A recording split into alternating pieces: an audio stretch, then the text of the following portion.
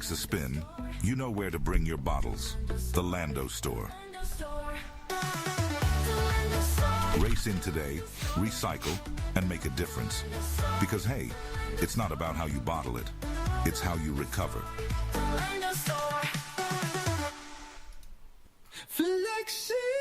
Ever wanted a car that adapts to your every move? Introducing the latest in F1 innovation, the Extra Flexi Front Wing. Bend the rules, literally, and watch your lap time shrink. Flexi Wings, because who needs rigidity when you can have adaptability?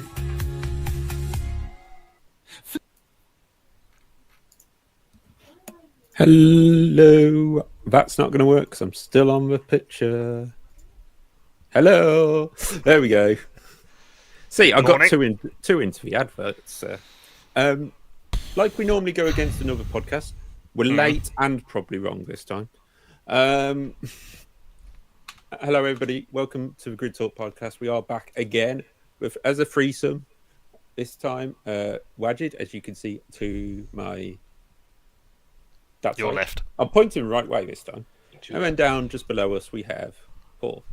There we go. How are you both? I'm better. Yeah. But not fully fixed.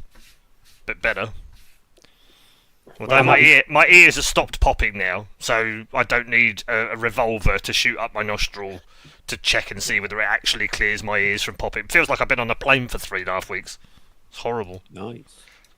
And Wajid is still in the UK, which is something for once. Yeah. Only for 2 more weeks. How did I know that was coming? We obviously had the Saudi Arabian Grand Prix. Just saying hello to people. Beatster, Will popping in, and thank you, Ayumichi. I think that's how you say it, for following the channel. Really do appreciate it. If you are on YouTube, please hit the like button and the subscribe if you enjoy this show. And there's plenty of backs ones on the profile to go through. And if you're on Twitch, please hit the follow button if you enjoyed it. And obviously, you can subscribe if you feel the need to. We're going to go straight into it. Not if you feel, deep. Hang on. Not if you feel the need to. We'd really appreciate the subscription. Oh, yeah.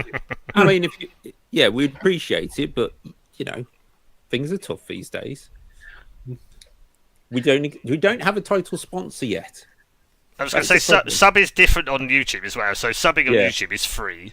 So you just I always to get the channel saying it's a subscription, and then it's like, hang on a minute, do we sub or do we follow? But yes, whatever you want to do, you just click all the buttons on the screen and it'll do something. David's guide to the internet. pretty much right. We'll go straight into the meat of things that have been going on.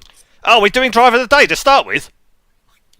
Don't start me on Driver of the Day. We'll just do a little bit of F1 news, which we've had since. McLaren, not technically F1 news, but are leaving Formula E. So they can concentrate on WEC, apparently. Maybe they need to knew it was coming. On Formula 1. We all knew that was coming. What else did we have in... Madrid have produced a computerized version of the Madrid Grand Prix. Yeah, thank you. That's yet another road. Did you watch the video? Ish. What, you have to watch it all the way through because the lap that they've put up, the guy spins out and crashes. Are you kidding me? No, You can't... it's hilarious. They've made it so hard, that track, that the person doing the lap to record it, to put it up for promotional uses, actually crashed on that lap.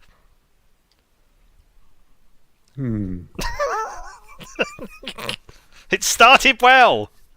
Yeah, it started really well. Also, we've got to start with our new feature, which is Spot in Salayam. He was there. He actually turned up to the Saudi Arabian Grand Prix. Paul, you know a lot more than we do about it, but let's go with Bin Sulaylam. He's not been at Grand Prix. He's now suddenly at Grand Prix. Robert Reed has left.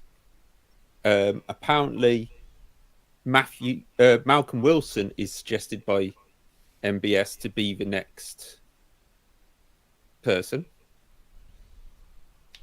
as a successor to Robert Reed. That's not going to go too well. I know Dave Richards and Malcolm Wilson aren't that close, but they're not. I don't know what their relationship is, to be honest, but I can't see that working out very well. No. I mean, the problem he's got right now is that he's at that point now, isn't he, where he's fired so many people and got rid of so many people, and that what inevitably happens when you're in a niche organisation and you fire a set of people, you actually then inadvertently upset the other groups of people that are on the peripheral of that and that are connected to the people that you fired because they speak, right? There's the old adage that you only tell someone, you tell 3 people that you've had a great experience, you tell 19 you've had a shit one. And that's basically, if you apply that sort of sensibility to the amount of people that have left over the last 18 months, which is 33 people, by the way, from the FIA in the last 18 months, and I'm talking senior figures here. Yep. Doesn't take a genius to work out that they probably told about 500 close people. So where's he going to get the replacements from? Because there is, I mean, you can only go young, like super young, where none of those people have ever heard of the people or even worked with them before. It's the only way you can go. I think his days are numbered, I really do. I know that there are several people in the background currently talking about standing against him. Well, it's all because of what's going on at the FIA. It has to stop. It's become... And it's depressing for me because I actually know a couple of people that still work there. They're not senior figures, but they've worked there for a while. And they're both very upset about it because they do some incredible work. One of them works on the road safety stuff. And it's amazing. Like, honestly, the FIA road safety stuff is absolutely amazing. If you ever want to go and check it out, go and read about it. Take your FIA blinkers off. Take your silly man blinkers off. Just go and read what they've done because it's actually genuinely amazing stuff. And some of the charitable work they've done with drivers that have had amputees or lost limbs or fallen ill or whatever. Again, amazing work that the FIA does. And it's all being spoilt by one dictator that seems to be changing all the rules to benefit him. It's terrible. Wajid, have you got anything to add? I mean, I know your opinion of the character references of MBS, but what you got anything to add to that? Not really. I think his character and the way he was all on display when him and the organization altered the entire rules on that fateful day a couple of years ago, unfortunately. Oh, he almost said it. I said fateful day. I didn't specify what day. I That's said good. faithful day. Until someone stands against him is where it is. I understand what Paul's saying, that there are people considering, but at this moment in time, there's still nothing. He's just there. He's literally been allowed to do what he wants, whenever he wants, whatever the hell he wants.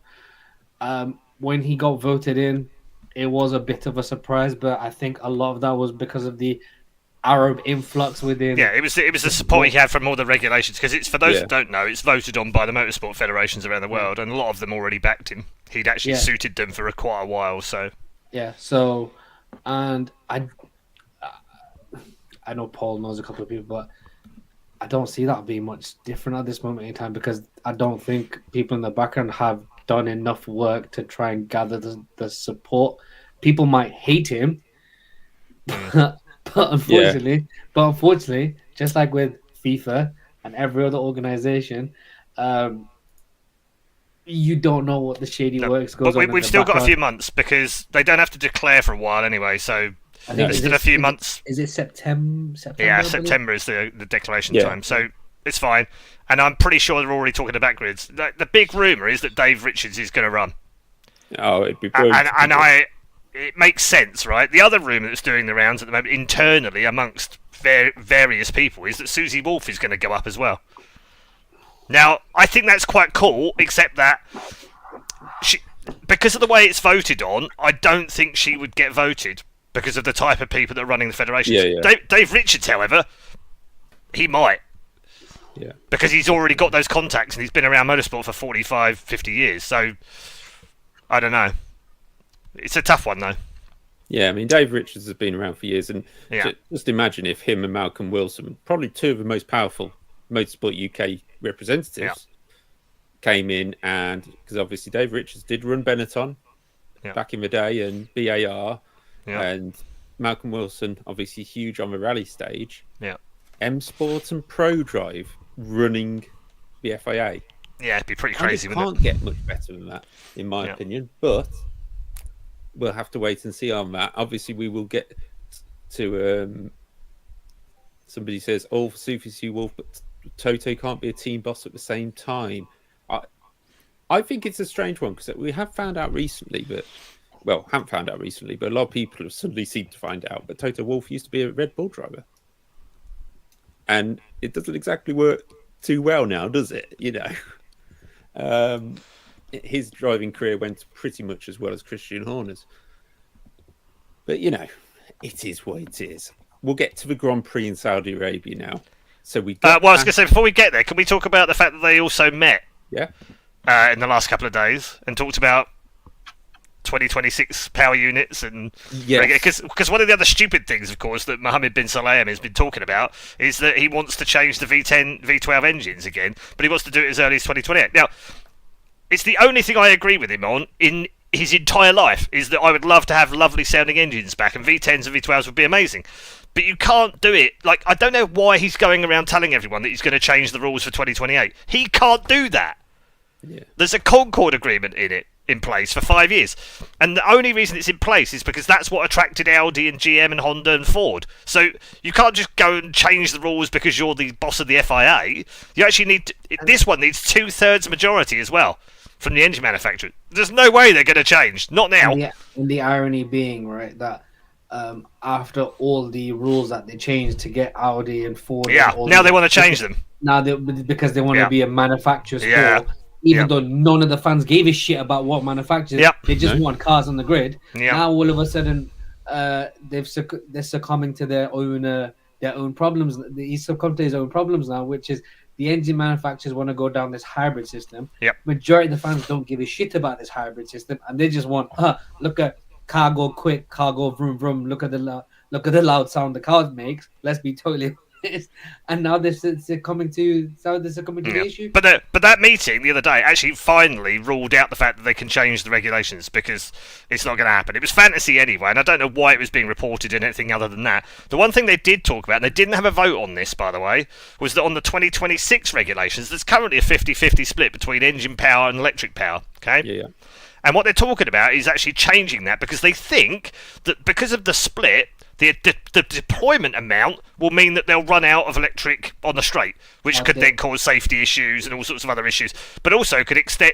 What they're hoping is it will extend braking distances because the speeds will be higher. So there's a lot of things going on at the moment. And what they've said is what they're going to build in is they're going to build in a kind of a recovery situation if any of the power units aren't quite powerful enough. So in other words, if your power unit's down on power in 2026, there'll be a built-in rule system where it means you can actually spend tokens and money improving it, whereas the other teams can't because they're already at a certain level.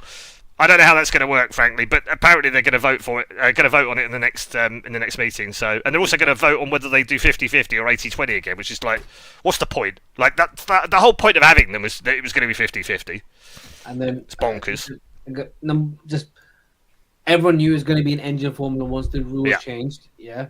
I don't give it. The engine manufacturers, again, just like when Mercedes threw everything away for like 18 months to 2 years. I'm focused strictly on the engine. All these guys have had time. I don't give a shit about the tokens. I don't give a shit if your engine's underpowered. That's your fault. You guys have had more than enough money to throw everything at it. I know what Paul says about the 50-50 because that is the biggest concern they have, and more than likely it is going to go to either 80-20 or 70-30. Well, 60-40 is the current suggestion. But apparently, even so, according to the race, even those tests, they're still like touch and go at 40%. Yeah. Whereas, by the way, guess who are way out front on the whole 50-50 already? Is it the Mercs again, by any chance? It is the Mercs, yeah. Funny that. And guess who was the biggest non-supporter of these rule regulation changes at the meeting yesterday? Was it Toto Red Bull? Wolff. Oh, really? It was Toto Wolff. Yeah, because he doesn't want to go down that road because he knows their engine's already there. But the people that did want to change it, the biggest team that wanted to change it were. Was it Red Bull by any chance? It was Red Bull. What a shock! What a surprise! You're so clever. It's so funny that, but yeah. So I don't want to go down this token thing and bring your power up, because where do you monitor how many tokens get spent and how is it fair that Red Bull, for example, can further develop their engine for another 6 months? I know, it's just so weird. Once the rules have already been implemented, you know how the car runs, which gives you a much better understanding of what you have to do at a race, and then Mercedes get punished for doing the work. It's the stupidest thing in the world. It's like having an A-level. It's like having an A-level exam. One kid's revised everything and he's ready to go in, and then the other kid who's not revised anything, you go, well, we'll make it an open book for you. It's just the stupidest thing in the world. There we go. We are going to talk about Saudi Arabia now, because I was going to get onto the engines a little bit later on, but we've covered it now, which is good. So just after we saw the trophy, which is the tallest one in Formula One, apparently too tall compared to the regulations. Right. But that one, I didn't even know there were regulations about trophy size. But I've seen something that says that basically, it should be a certain size or shape. Not shape, because obviously they're all different shapes, but something about it being too big, which didn't look too big next to the Louis Vuitton carry case, which they need to show us at the start of every bloody Grand Prix. Sorry, that's getting as bad as a Heineken Star in my view, but when we used to publish that over the track, and look, nobody's crashed into a fake star. Anyway. And then it all happened off the start, which we're going to have kind of it's not going to be a quick look at Max Verstappen's penalty. Max and Christian Horner and Marco don't know what happened, because this has happened the other way around in other years, and Max got penalties as well, or the other driver didn't get penalties. Common theme, Max Verstappen. Wajid, your take on it first, on whether it was a penalty, wasn't a penalty, and where we go from there. Everyone knew. Everyone said he's maintained the. Well, you might as well run the clip so everyone can yeah.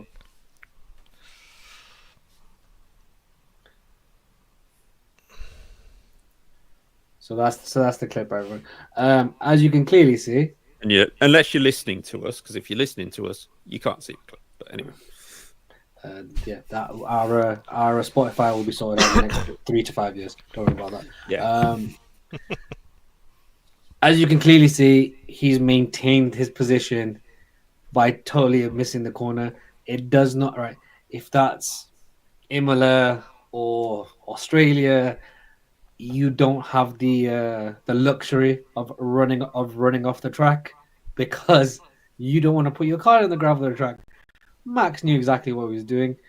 He's got away with it plenty of times before, when the rules weren't as strict and it was just like use whatever part of the track you want to overtake.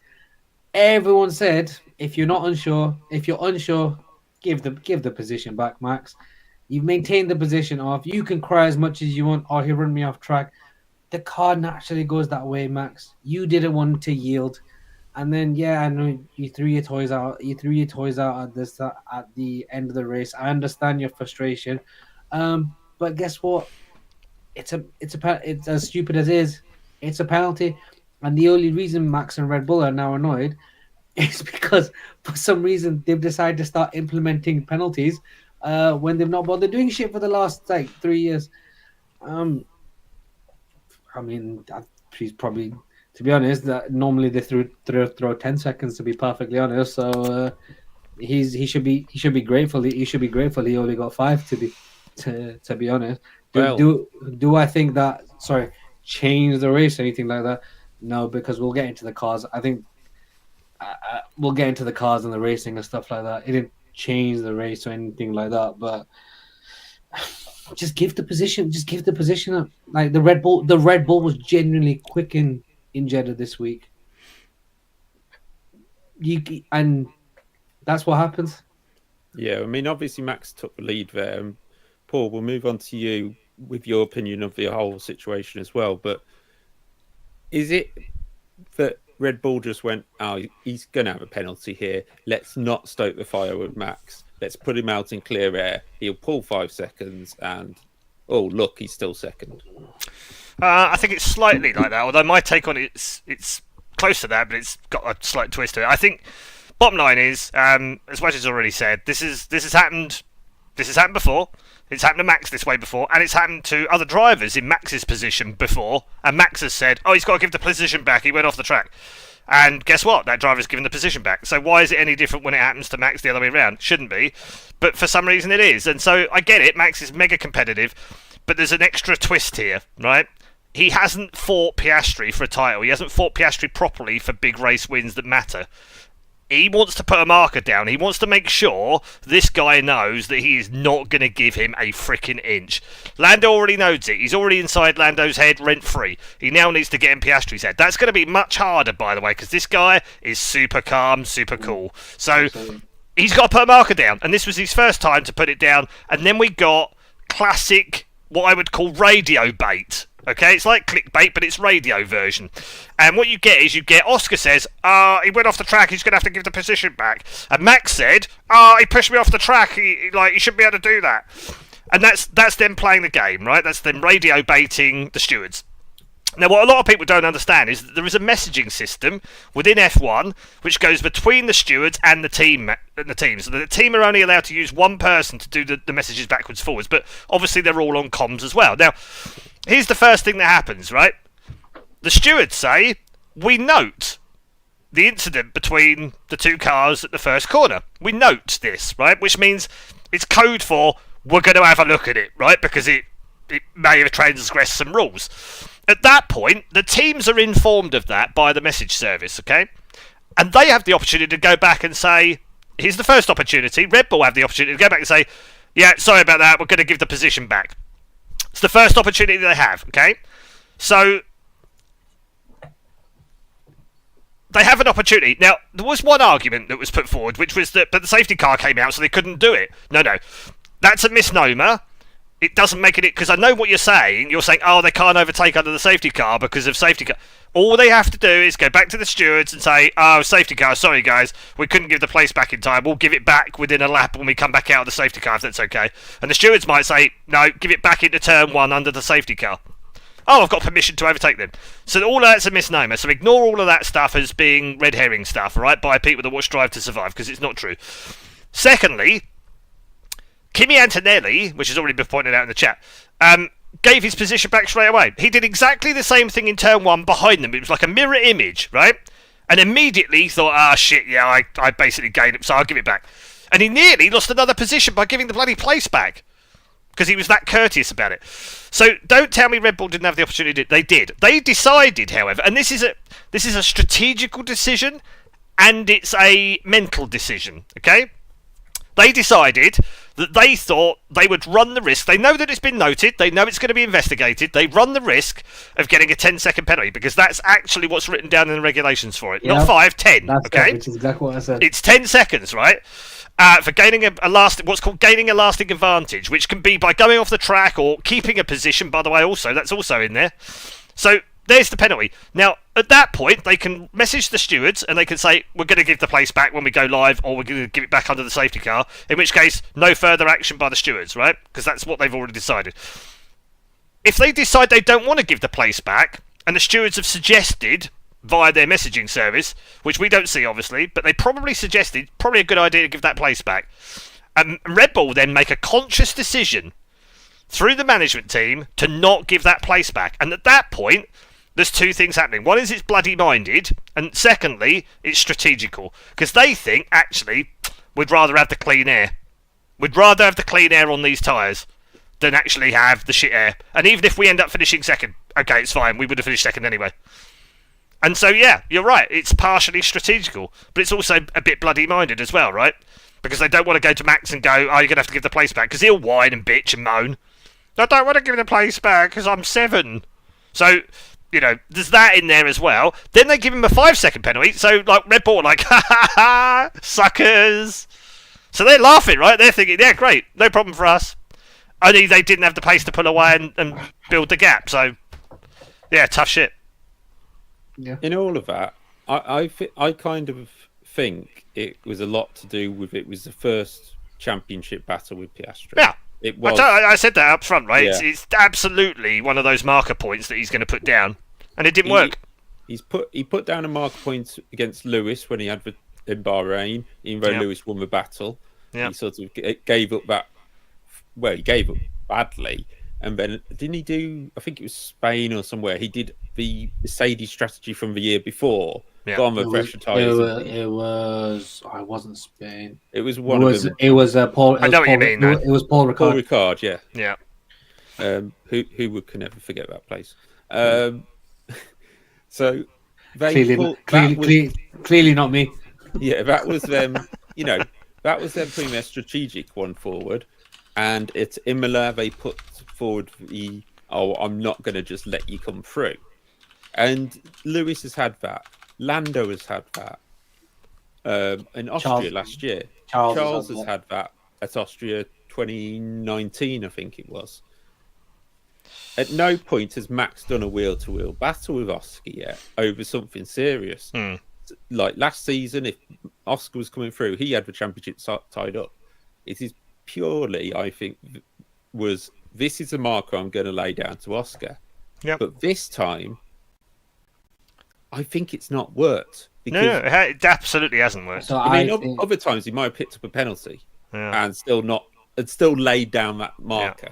Yeah. We think of Austria with. I watched the end of the race and I watched the last 10 laps from Oscar's point of view. It's quite interesting.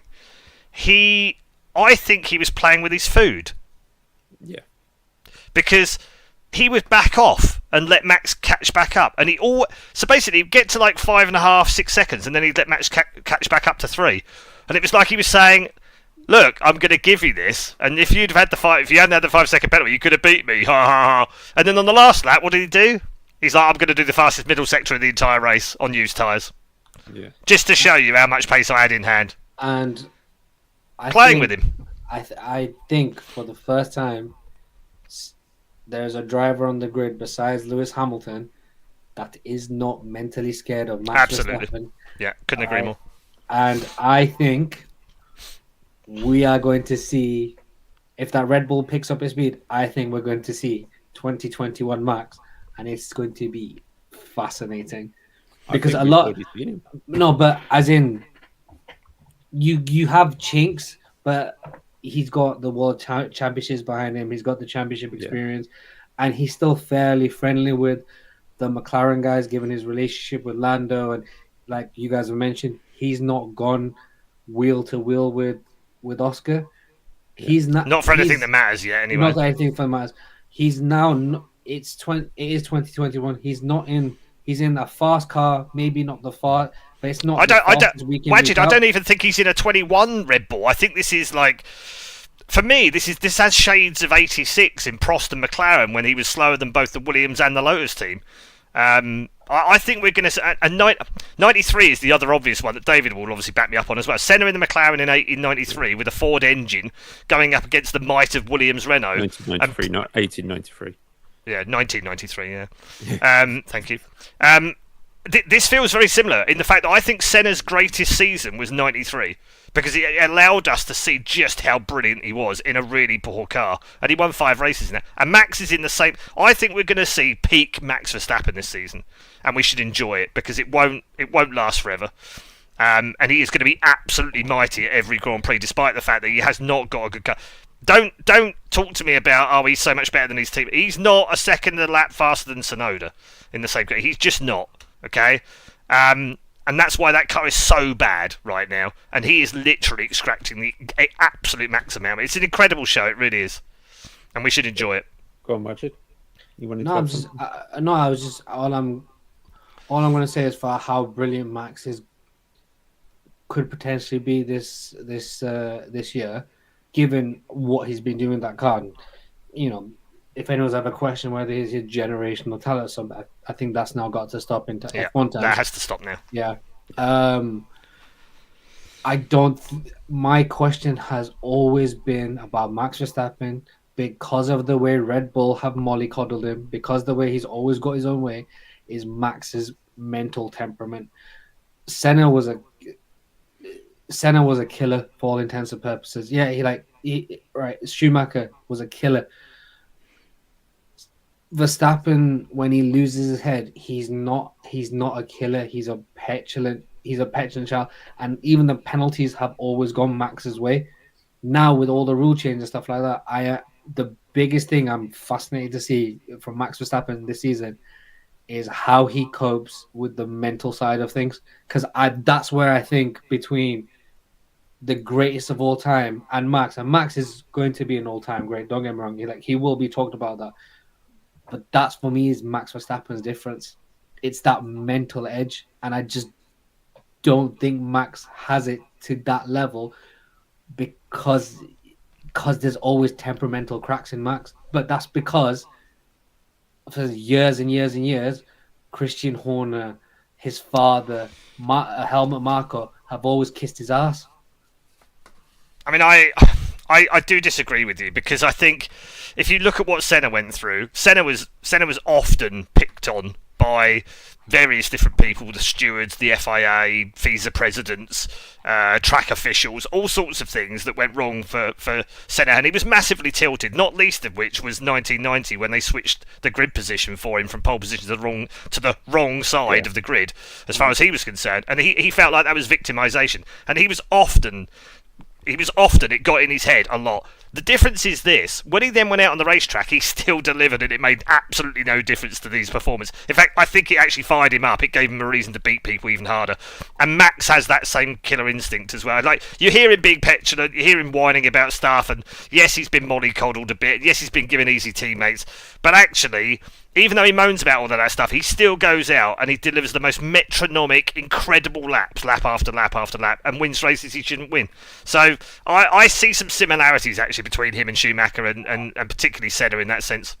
Oh, I'm not. My question is that I don't question what he can do in a racetrack and stuff like that. It's just for me, penalty wise, he's always had the benefit of the doubt. Sure. I understand what you mean by Senna, but Senna was targeted. It felt like they were changing rules on Senna as the season went on. If they could, they'd made Senna drive with 3 wheels if they possibly could at some point.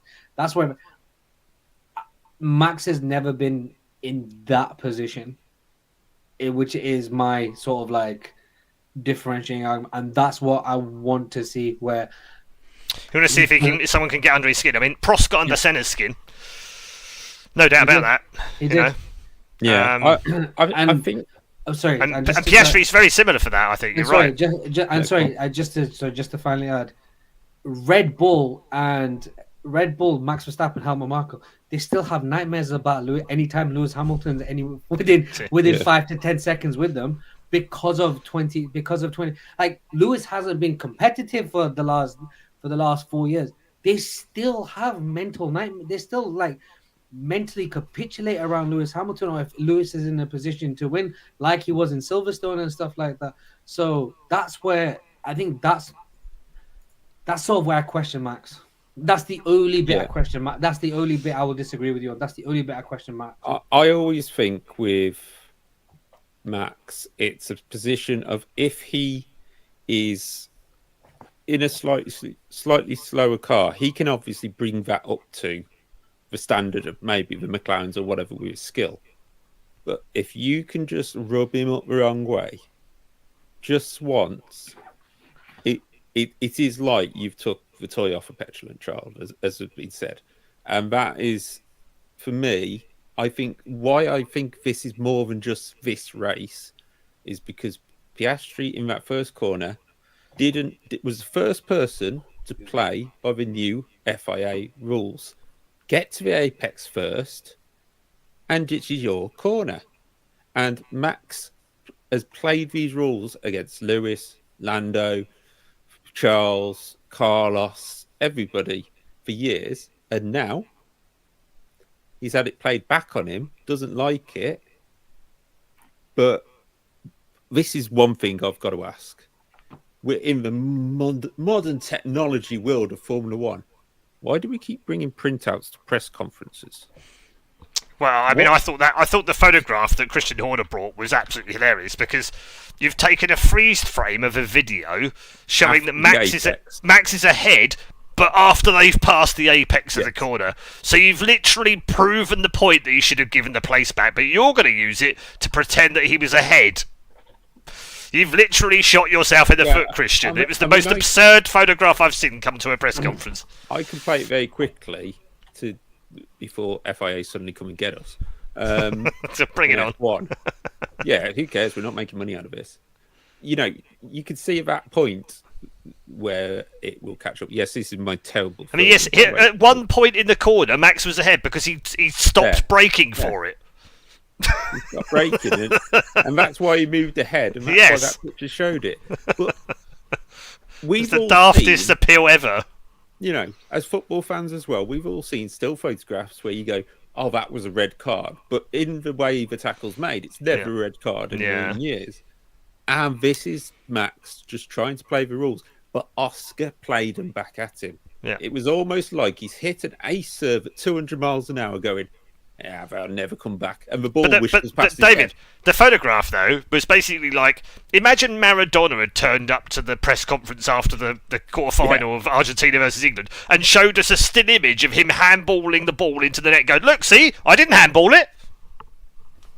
Yeah, but it's also, because it doesn't show the speed being a still photograph. See, I know my photography.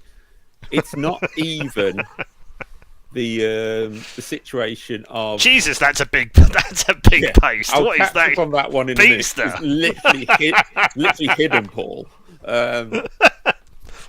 Sorry, Paul. They've said, as Gunther Steiner take on it, now we have mitigated circumstances. You're wrong or your life in right. You're right in life, sorry. Right? I have not seen a lot of things that day. Brackets the stewards. I'm not sure if it is right or wrong. So let's make it a 5 second instead of 10. Let's give That's him. not how it happened. Let's give him a little bit of discount here. I don't know. I wouldn't say if you make an armed robbery without bullets in your gun, is that mitigating or not? Classic Gunther. Classic Gunther analogy. I love it. It's a funny analogy, Beatster, but it's absolute tripe as well. Yeah. In the sense that that's not how it went down. The reason they justified, they said they gave him 5 seconds because it was the start of the race. They do give leniency. They've been saying this for a few years now. They've always said on the opening lap, because of the way it works and the closeness of the cars and everything else and the quickness of the driver, they will be more lenient. They've said it for years. They've been saying that since the early 2000s. From us. Yeah, exactly. It's been a long time. So always been the first lap is totally a total mitigating circumstance in itself. Yeah, because you can't control the start. Didn't you see it's a weird one, Beast, that one. On lap 1 at Bahrain when the Sauber actually nipped round the outer loop for the first lap. That's how Sauber actually got points, because they weren't getting them any other way. They nipped round and you never saw them because it was at the back of the pack. No, I mean, in terms of Piastri, it's him laying down his law to Max and saying, "Here we go. If you can do it, I can do it." And he played it perfectly by staying on the track, because unlike USA last year, where we had the difference of both of them going off track in terms of Lando and Max, this time Oscar stayed on the track. So there's absolutely nothing we can do. You know, there's no penalty there apart from forcing another driver wide, which is obviously... And do you know what? We've been talking for about 20 minutes about this. It's pretty clear cut, this one. This isn't one of those controversial ones which we could go, we could have gone either way. Yeah, Max was unlucky. Yeah, he has every right to be pissed. This is as clean cut as it gets. We're still talking about it. I would love to see, because obviously Red Bull did rule out appealing with more information. I would love to see the telemetry of Max in turn 1. And that one lap, on lap 1, where he was about 20 miles an hour quicker than normal at the apex. Yeah. Oh, you mean like that same telemetry at Jeddah where he categorically brake tested? He categorically didn't brake test. Turned out he did brake test, should have been disqualified, and then all of a sudden they happened to throw these an appropriate time penalty that still kept him in second for the final rest of the season. Funny that, isn't it? Okay, while we're on that subject, then can we move on to the Lando versus Lewis stuff? Because that's basically Lewis doing what Max was doing. So he's learnt, right? But and the fact he did it twice, it was like. But it's funny how you mentioned Lando, because I was going to bring it up. If I'm Lando Norris, I should be more scared of my teammate than Verstappen at this moment in time. Because absolutely.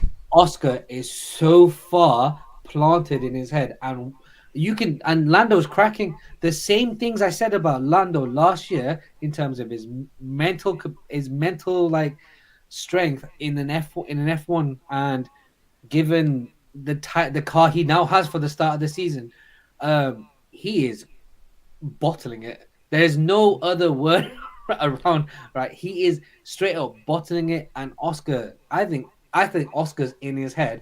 It's just not openly spoken about just yet, because they don't. You don't want to. Sky F1 don't want to hurt little Lando's feelings. Oh, he's such a great driver. Oh, he's got all the potential to be a world champion. Oscar's planted in his head. I think, personally, I do think Lando's he's made a couple of mistakes so far this season, but we could see them from other people. We could see Oscar do that yet. We don't know. I mean, you don't even know Oscar's. I mean, he's going to be the worst person to cross the World Championship line and win it, isn't it? Well done, Oscar. You are a world champion. All right, cool. I don't think he would say. I don't think he would say cool. I think he would probably say, "Okay, let's go for another one next year." Yeah, he just would not celebrate in any kind of way. But I don't. I'm sorry, there. I'm not having that. Lando's got given a free hit by everyone probably except me last year. Oh well, he was chasing Max. Oh, this and that. He had all that shit last year.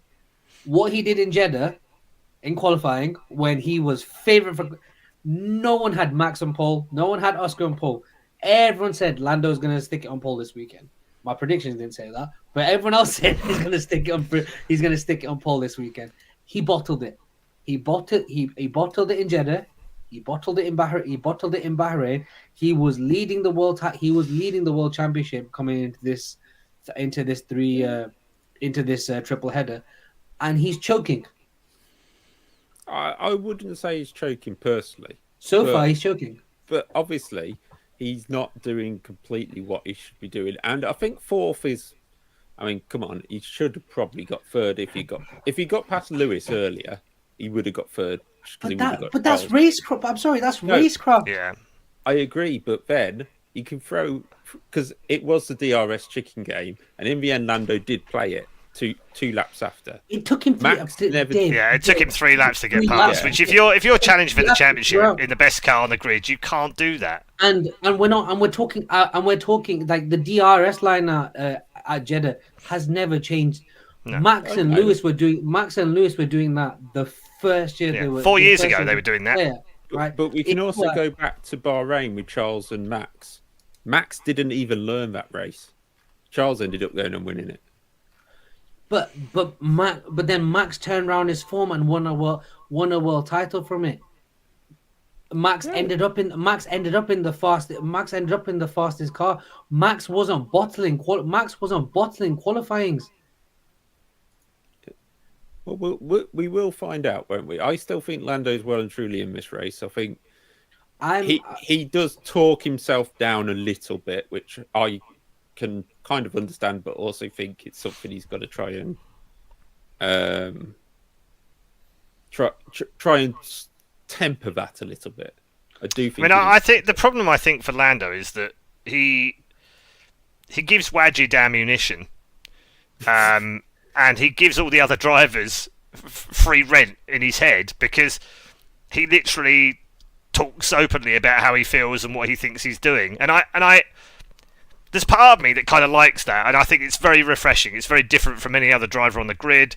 We don't get the excuses that we get from, say, Max or Charles. We don't get the bravado that we get from Lewis. We just get how it is for him. If he's miserable, he tells us he's miserable. If he's upset with himself, he's upset with himself. And I think that's great. But the problem you've got is that this is the Piranha Club, and he can't be like that. He can't give he can't give Wajid and he can't give his opponents free ammunition to destroy him. Sorry, hang on. Let me clarify something. I believe he's firmly in this world title. Like, let's not. He is in the world title, regardless of whether he's fragile mind wise or not. I don't believe he's fragile minded or anything like that. But when you have come out and spoken openly about other people's cars and how it's easy to win in the fastest car, and I don't care what anyone says or how young he is, he's created a rod off his own back by saying the things he said, doing the things he's done, and now he got given a free hit last year.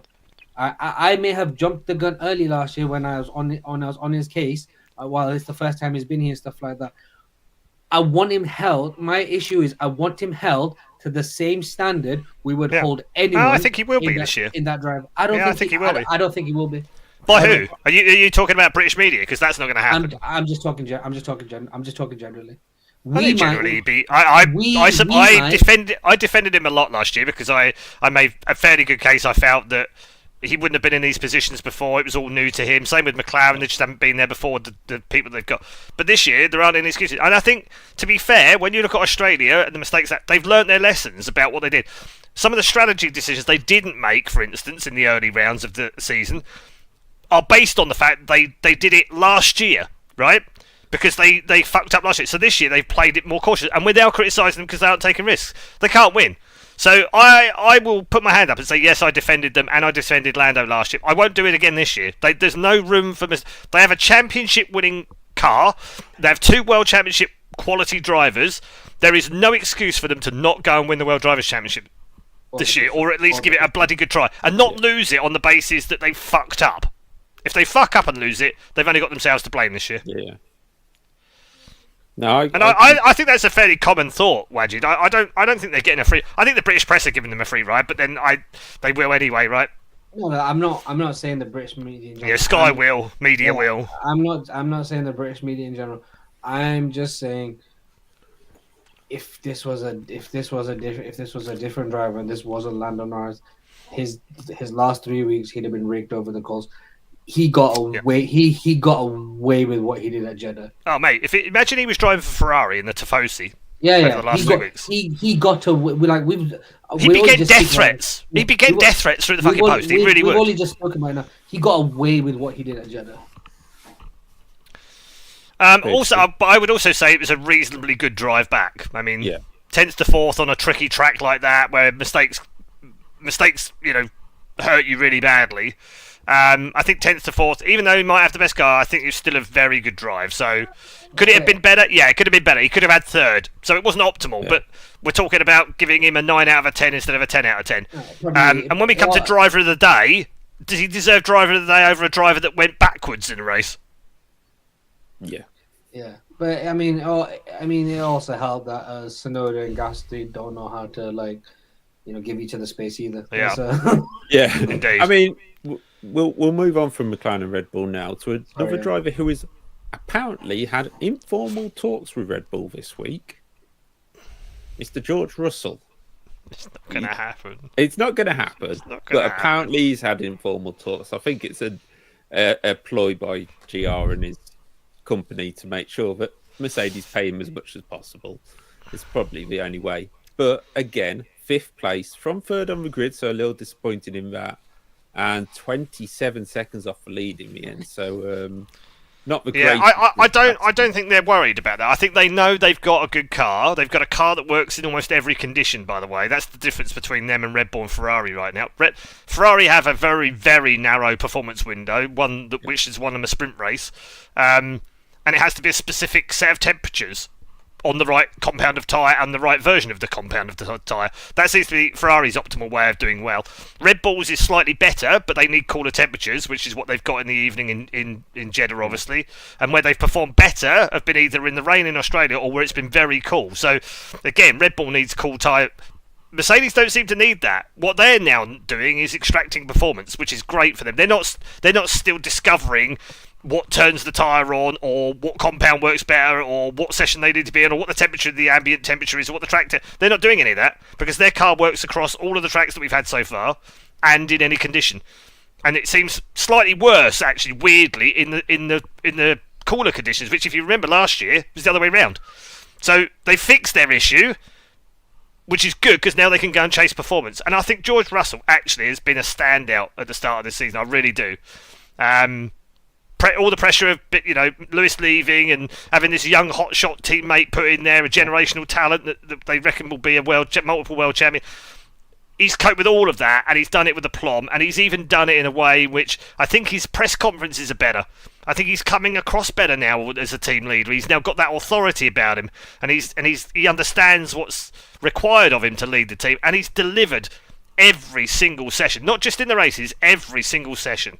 Whether it's been qualifying, sprints, practice, he's done everything he's needed to do. He's been absolutely the consummate professional in the first few races this season. I think he's probably, for me, other than Oscar, I would put George second so far if you were giving me a top 10 right now. Yeah, Wajid. No, even though all that has happened, Kimi Antonelli hasn't been there to challenge George just yet. When he gets there, how do you think this is going to fall out? They'll back George this year because of George's consistency and how he's led the team, and I think they've realized you can't just throw in a rookie into a car and go, oh well, you're gonna stick on the podium in every single race because clearly you did that in F2 as well. I mean, Bahrain was the first time Antonelli drove, and I was like, yeah, okay, cool, I can see what you're doing here. But in Jeddah, he wasn't really anywhere to comparatively. He still had a race like Lewis, didn't he? He was just. I mean, it's not really. He's just plodding around. He was just there. The difference is, I think, though, in comparison to Lewis, is that Antonelli is still soaking stuff up like a sponge and still learning stuff. Whereas... He's not plodding around because he's disinterested. He's plodding around because he doesn't know how to extract the bit of pace out of himself and the car. Lewis is plodding around because he's, I don't know. According to Ralf Schumacher today, Lewis is not having any, quote, fun anymore. Yeah, I mean, I'm not listening to Ralf Schumacher, let's be honest. I mean, nor me, but still. Apparently, he's going to make a sudden F1 2025 retirement decision. Oh, is it? According to Ralf Schumacher, apparently. Ferrari, I mean, it's only been his lifelong dream to drive for Ferrari. Exactly, and he's already won a sprint race in it. I mean, come on, Ralf. And he's won a sprint, and he's won Ferrari's first ever sprint race since the sprint of gone. And he's been there for 2 years with Mercedes going completely. Let me just read you this, Greg, because I think it's quite funny. With the year option as well. It's a 2+1 in it. So. Ralf Schumacher says of Lewis Hamilton, you can really see that he's really slumped over. If you're standing there at some point and you have no more resources and you're permanently slower, then you lose everything. I know from my own experience, if it goes on like this, it's no fun anymore. And at some point, he'll wake up in the morning and think to himself, why am I doing this? I'm no longer having fun. I can't do it anymore. I'm getting in the way of my team. And if it goes on like this, there's a risk at some point he'll say, look, I don't want this anymore. I want to live my life. I'm 40 years old. I'm rich. I'm not doing this to myself anymore. Obviously, it's not working out for some reason. I'm leaving. Yeah. Not like he dominated the sprint race in China when everything was right. I know. I'm like, what the hell are you talking about, Ralph? Have you watched any of the Formula One this year? Yeah, it's not like Ralph went to a midfield team and hung around on his career because of a big paycheck, is it? No, he definitely didn't get paid a lot of money by a Toyota. Yeah, and it's also not like Ralf Schumacher got given the benefit of the doubt because of a certain surname he carried either. Yeah, no, true. So look, both given debuts by Eddie Jordan. Yeah. So I mean, in terms of Antonelli, he's learning. He's there now. They're gonna back George. Let's see how the contract stuff goes. Bahrain, I was reasonably impressed. Jeddah, there's not really anything to talk about in terms of Antonelli. Anyway, he was in the third quickest car. He drove the third quickest car. The third quickest car finished in the position the third quickest car is supposed to finish. That's about it, really. So Fred Vasseur has come back, by the way, on the Ralf Schumacher comments, and it's really funny. And this is quoted straight from Fred. He was asked if he was worried about Hamilton's, quote, dramatic drop-off in form. And he snapped back at the reporter saying, "It's not dramatic. We've done 5 races. I know you want to have the big headlines tomorrow, and Fred said this, blah, blah, blah, but this is fucking bullshit. At the end of the day, we're in competition. You have ups and downs. We have ups, and we're not world champions. And when we have downs, we're not nowhere. It's just competition. I'm not sure you can draw the same conclusion with Max last week when he was 7th. And also, if you It's fucking bullshit, Fred Vasseur says. Put that in a slow talk, French twang, and you could tell when you were saying that I had it in. You could hear him, couldn't you? Yeah, I could hear him too. Yeah. It's fucking bullshit. So funny. That's the top I love 7. Just behind that, we had Carlos Sainz playing his "Let's give our teammate DRS." Well, no, he wasn't. The team were.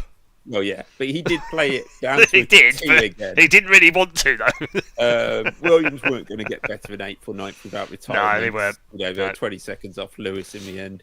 But Hadjar hanging on in there. I think we've all pretty much got him in the bottom 3 of our championships.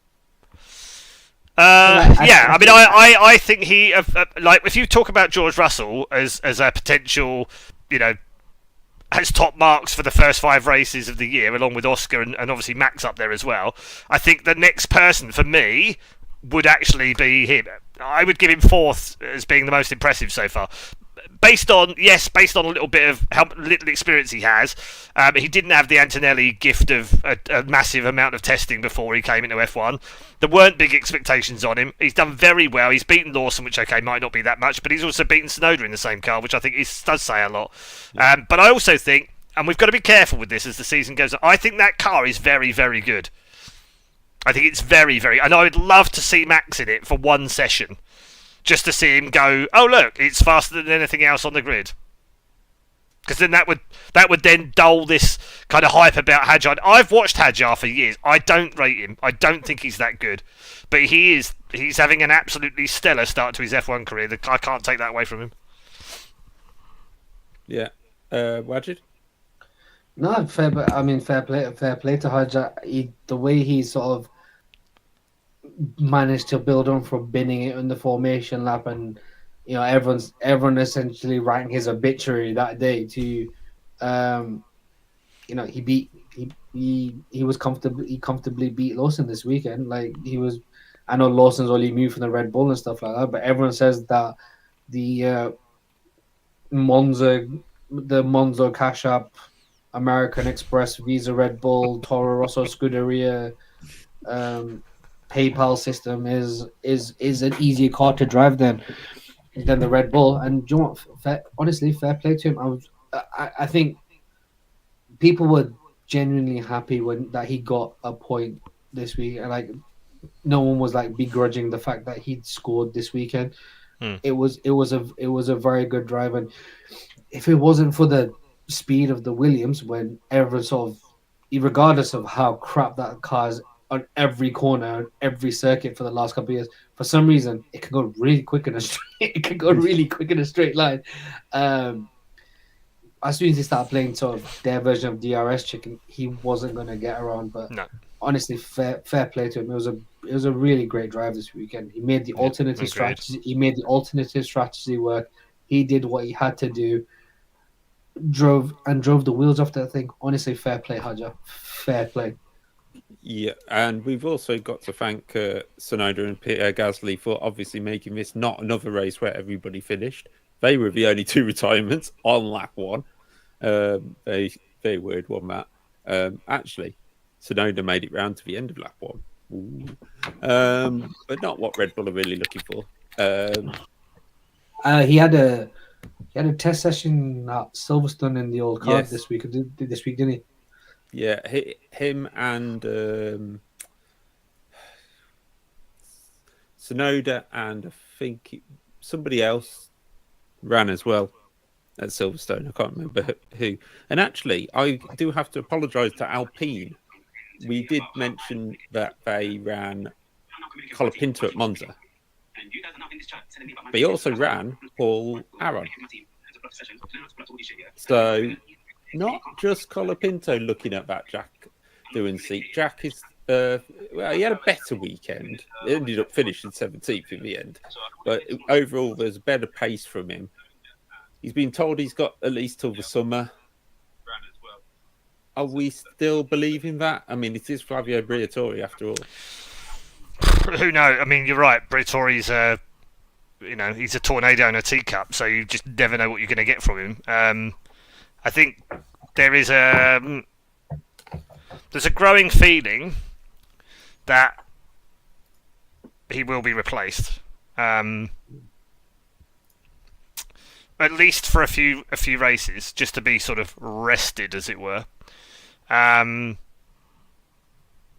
think it's quite likely when you've got someone like Colapinto in the background and they know he's quick. And I think it'll be quite interesting to see how Colapinto goes up against someone like Gasly in the same car. Because I'm not convinced. I don't think Colapinto's that good either. I think he's someone who got a total free hit when he got given that drive. Yeah. No one expected. He popped out of nowhere. No one expected him to be in that car. He had nothing to. He had nothing to lose. All he had to do was be better than Jack Swagger, Hunter Hurst, Florida over there. Indeed. And that wasn't really hard. I think you and I could have done that. I think you're right. I think he got a bit lucky in the circumstances that he came into F1. I will say this about him. In all of the years that I've seen him go through the junior formula, he's always been quite quick. But he's always been erratic. He's had loads of accidents. He's not a good racecraft driver. He's a one-lap specialist. He's a hot lapper. So guess what happened when he goes to Williams? He was producing really good one-lappers and getting close to Albon and then doing okay in the races occasionally. And then it all fell apart and he started breaking the car. He did more damage to the car in 7 races than Sargent did in the year and a half he was in the Williams. Yeah, true. And that was part of why he was replaced, apparently, because he was costing the team too much money. Yeah. I don't know. Obviously, Jack's on the borderline of whether he's going to keep his drive. Do we think anybody else is really under fire this season? Yeah, I think Lawson is still. I don't think Lawson's making it. I don't think Lawson's going to finish the season if he carries on like this. I mean, I know he had a better weekend, but you can't carry on having the weekends that he's having. It's getting worse, And then when you've got a couple of really quick rookies doing quite well in F2, they've got Goethe, they've got Marty, and they've got Lindblad, and I know that they're putting all their hopes on Lindblad. Lindblad's already won a race, the youngest ever winner of a Formula 2 race now. He's broken the record from Théo Pourchaire. So, I don't know how much more Arvid has to do. But I don't think it's much, and we also know that Red Bull applied for his super license early. So, frankly, I think Lawson probably has until the summer break, which means he's got another 5 races. If he hasn't done it by then, I think they'll replace him. I really do. I don't even think he has the summer break. I think he has till like 2 races into the European season. Really? No, because there's no one obvious to replace him unless they're going to go and buy Colapinto out of his contract, which I don't think is going to work because I think Alpine are dead set against losing him and putting him in against Doohan instead of Doohan. So, maybe, but he just does not seem to be building any. No, I agree, but the logic I'm using is that I don't think there's anyone that's a sure step right now. And Lindblad's got 1 season of F3 and 4 races in F2. And that's where you're flawed. You are applying logic to helmet Markov. That's true. Yeah, it's true. You never. Well, logic has said to Helmut Marko, but Sebastian Vettel is the next driver coach for the Young Driver Academy. I heard that rumor over the weekend, and even though Seb seems really happy with doing his. He's very, very happy with what he's got, and he does not. The whole reason he retired was because he wanted to spend more time with his family away from the track, and he knows that coming back to that will mean he'll be at every Grand Prix. He can't do that anymore. Yeah. There's no way he takes that kind of role. I even heard someone say over the weekend that they thought he was a shoo-in to replace Helmut Marko when he finally stood down. And again, I like the idea. I think it would be a much better fit for him and for Red Bull, but I don't see him doing it. I really don't. No. Well, we'll soon see about that. As always, we are going to go to predictions. Myself and Paul... No, Didn't put any in. we're not doing this. If there's no predictions, I had a shit. Okay, so you do not want the points that you would have got. I've got no points. All right, for the record, in quali I had Piastri first, Charles second. Oh shit, I got a point for that. No, I didn't get a point. Norris third, George fourth, Lewis fifth. In the race, I had Charles first, Piastri second, Lewis third, George fourth, Max fifth. So you picked up another point. Did I? Yeah. No, George was fifth. No, George was fifth. I had George as fourth. So you got a point in qualifying. No. So you had Piastri, Charles, Norris. Oh, George, did you have Piastri first? Yeah, right, okay. Yeah, I had Piastri. Yeah, my bad. All right, then. Yeah, none again then. Yeah, which is basically what I scored. I was 100% right this week because I didn't have any predictions. Yeah, I mean, at least me and Paul are wrong in all of our predictions up to this weekend. You've had an extra Grand Prix, and you still haven't got any. I'm sorry. Again, Can we ban him from like doing one prediction or something? No, again, right? I put it there because I thought people would be chipping in. You two useless bastards don't want to do anything, right? That's not my fault. I was unwell. I had man flu. I just got fed up with being wrong. I start the season in a totally different continent. Fair point. We didn't have the jet lag from that. Obviously, the next Grand Prix we've got coming up is Miami. Going to Miami. I think for some reason we go Miami, then I believe we go to Imola. Yeah, well, I mean, I think that was the whole. The plan was to do all the flyaways to get them out of the way, wasn't it? And then we'd do Europe for 4 months. Yeah, but then we head back to America. Yeah. Well, we head back to Canada in between, which is the weirdest one of the lot. Well, that'll be America by the time Donald Trump's brought it. So this month coming up, we do have Miami on the 2nd of May.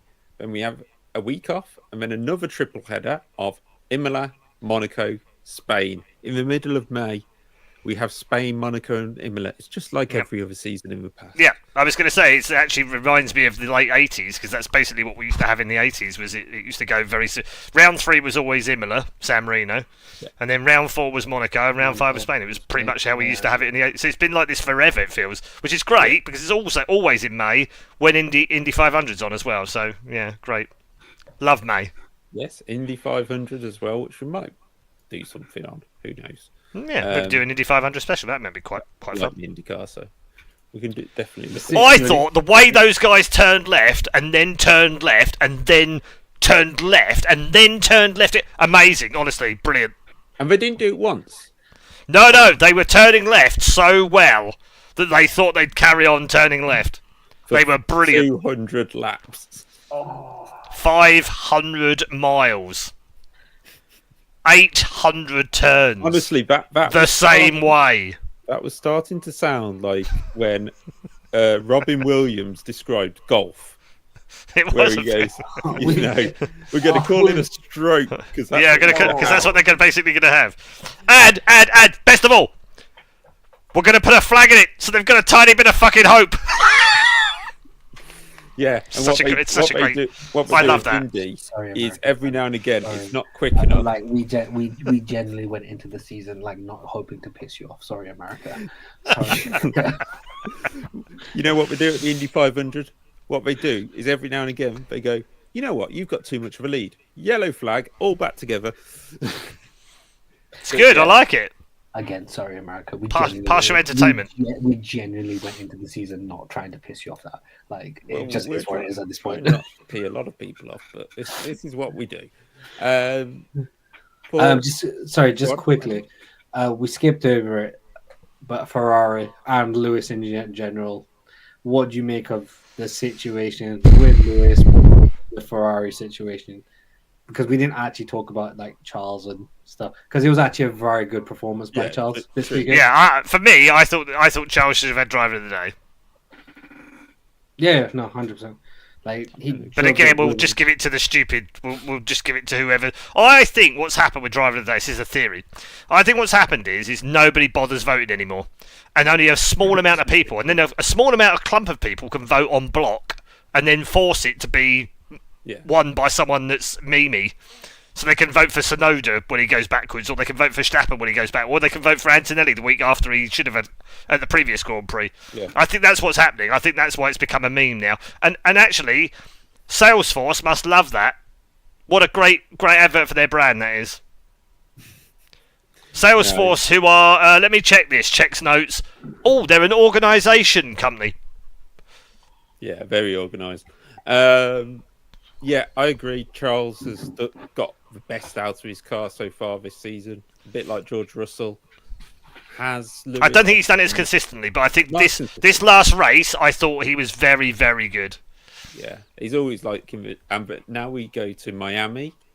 I wonder what car the colour is going to be. That's another livery for Paul to do. Probably like half a dozen. Special. Yeah, and then we go to Imola, Monaco, his home race, and Spain, where Charles hasn't done too badly before. So maybe he'll get that momentum going. Just they'll have some upgrades on the car by Spain as well. So this because this current upgrade has worked amazingly well for them so far. But so I always say this with upgrades, right? Upgrades are great whether they work or they don't work because they tell you something about the car. So even if the upgrade doesn't work, what it does is it goes, oh, okay, so we thought that would fix that, but actually it's not done that. It's made it worse. Therefore, we need to go the other way. It's quite binary in terms of the way that you test that stuff. So you know what? I've never thought of it like that. I've never generally thought of it like that. So that's actually fair play.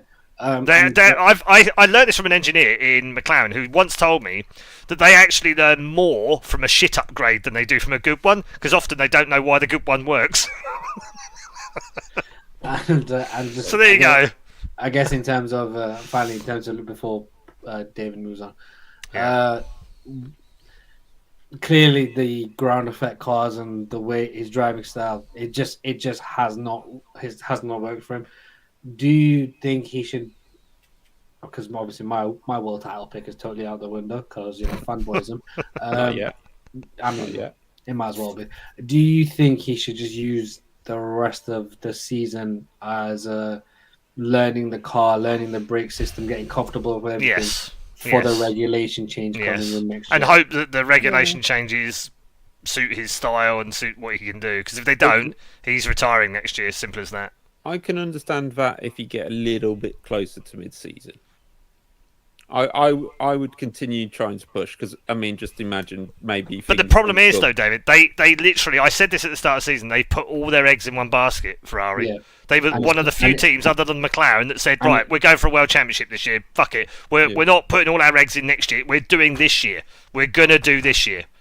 Red Bull said, we're not really bothered that much. Our car's not great anyway. We're going to focus on 26. Williams literally put out the same fucking chassis as last year. Said we're going to focus on 26. All of those teams are going for next. Ferrari and McLaren are the two that said, no, we're 100% committed to whatever we need to do for this year. And I don't know how much Ferrari will stay with that pattern beyond Spain if they don't get the upgrades right. Why would you waste time, right? Unless they're incredibly confident in their engine.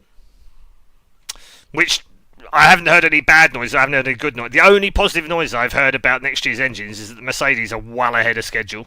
Yeah. So but just to put it out there, I do vehemently disagree with Mr. Ralph Schumacher. I still think Lewis is one of the headline, mate. Was so funny. I think you can find it on Planet F1. I think it is. I still think Lewis has clearly shown that on his day.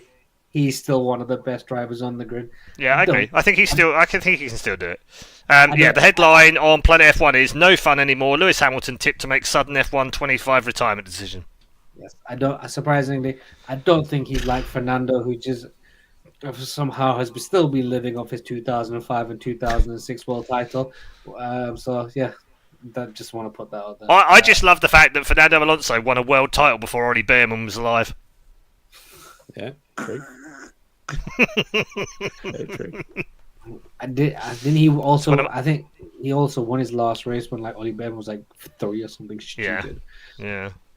I love those kind of stats. They're so fun. Like, did you know at the weekend Lance Stroll set a new world record? Oh yeah, Yeah. the most the most Q1 knockouts in history. Most Q1 eliminations in history. Yeah. There's one thing about that though, because he fired back on it and said, "Yes, but when you've got like a Sauber as a car, you're gonna be in Q1 more often." Oh, so Lance, you had the pink Mercedes and you were still in Q1. Yeah. Also, he had the peak Williams, the Martini Williams, with the Mercedes engine in it before they became terrible. And he's also had the Racing Point, and he's also had an Aston Martin. And someone's also did like they checked his him running off his mouth. And if you compared him versus his teammates for Q1 exits, it was 43 for his teammates and 73 for him. Yeah. And if you looked at his So it's not the car. if you looked at his Q3, it was like 81 for his teammates and 33 for him. So Lance, just be grateful. Just be grateful your dad Lance has had 174 races that he has tried to start, 171 starts. 75 of them have been from Q1. Yep. That's 99 starts out of Q1. Nearly as many as he's had from Q1. Yep. Sorry, just a few more, yeah. Lance, just be grateful your dad owns a race. Don't worry. Your next teammate's Max Verstappen. I mean, what can we say? He had 2 years of pink Mercedes and still didn't. Almost got a race. Do you know this Adrian Newey design car in 2026? Whose fault is that going to be when he gets knocked out of Q1 in Australia next year? I'll be Peter Sauers. Sorry. Yeah. This guy, sorry, David. Back to your regular schedule programming. That's all right. We hijacked that. It's exactly true, and just well done on your new record, Lance. Good job, buddy. Yeah. At least does he Fight get the power. medal? Yeah. I think that's actually everything to cover, unless you've got anything else. I like the fact that we barely talked about the race because it was such a terrible race, which unfortunately... Great. I imagine this, right? Imagine this scenario. Imagine Australia was dry. We would have had 5 of the most boring races to start a season that I could remember in a long time. Yes, but the field's really close. Yeah. It's so close they can't overtake. Yeah. I think someone said they needed 9. The car needed to be 9 seconds quicker than the car ahead to overtake in Jeddah. 9? Something stupid like that. No, 3. 3 seconds faster a lap. That had to be faster. It was Bahrain. Yeah. Sorry, it was Bahrain. Sorry, it was one. It was one of the. No, they were saying that if a car is up to 9 seconds behind it on the car, it's still getting dirty air. Sorry, my apologies. It's like that's insane. I mean, these cars were designed so they could follow each other closely, not 9 seconds. 9 seconds is insane. I mean, it's partially because of the way the walls work in Jeddah, right? Is the why that happens, because it creates like a wind tunnel vacuum. But what Albon was talking about, and this is really crazy shit, right? I love that you brought this up. Albon said in an interview over the weekend with Mark Brundle, this is nuts, right? I had never even thought about this. Brundle said to him, is it really tough, like with the dirty air? And he said, well, actually, weirdly, if you can get within about 7 or 8 seconds of them, you actually get sucked along. He was like, what? Yeah, they create like a wind vacuum tunnel because the walls are so good. What the fuck? What are we playing now in Formula 1? That's insane. Let Ross Brawn cook. Thanks, Ross. Thank you, Ross. Thank you. Ross for a while, actually. Hey, to be fair, 22 and 23 were okay. But they were always going to find ways of creating more dirty air, right? That's why I said a mandated front and rear wing from the FIA would be absolutely fine. Doesn't make them a spec car. Just means they can control the air that they're giving out. This is the reason why we left ground effect cars in the first place. Yes. But now they're producing 65% aero again, which they weren't when we first had them in 2022. It was 65% from the floor, which in theory gave them more mechanical grip, which then made overtaking easier and following easier because they weren't relying on the front and the rear wings. Now we know that it's the other way around. They're 65% aero again, so they're all relying on the wings. Well, which makes no one's turned up with a washing drum bin on the back with a fan and gone, hey, look at this. I wish. Not yet. Just a quick one. We're going to wrap this up because I know Paul has to I got to be shoot. done. Just this weekend, if anybody is interested. Great weekend. Alpha Live have got a mad weekend going as well. They've got 750 Motor Club for Croft both days and for Butmore 24 hours. Now, I don't know if a certain frog team from the Sidemen are there. If you are, give us a follow first and then give Alpha Live a follow. I've put the link in chat for Alpha Live, so go help them out. It'll give me a job when I go back to it. Wajid, thank you for being here as always, and Paul. Well, we may or may not be back Tuesday for a preview for Miami. Yeah, it depends whether it's going to be whether we've all got Miami shirts by then. Going to Miami. Maybe F1 will fly us out with all the other TikTok idiots, and we can ask questions. And we can ask questions like, "So, what do you have for breakfast?" Yeah, we could do, but I kind of think that won't happen. Peak DTS content now is. Yeah. We will be obviously going live before Miami. We've got the Indy 500 this month, as we've already said. Le Mans is coming up soon as well. So plenty to follow. And if you're in the UK this weekend, British GTs at Silverstone and British Touring Cars at Donington. Yeah. Which means you've got F4, GB3, GB4, GTs, Ginetta, and touring cars that you can go and watch live, and it's cheap. Ish. It's not as cheap as it used to be. No, but way cheaper than Formula 1. Like £150 cheaper per day. Fair point. And for those who want to know, Silverstone are now building a go-kart track, which will be £10 per minute. You just know it's going to be. It's going to be bad. We're going to head off now. Thank Cheers, you, guys. everybody, for joining us, and we'll see you very soon.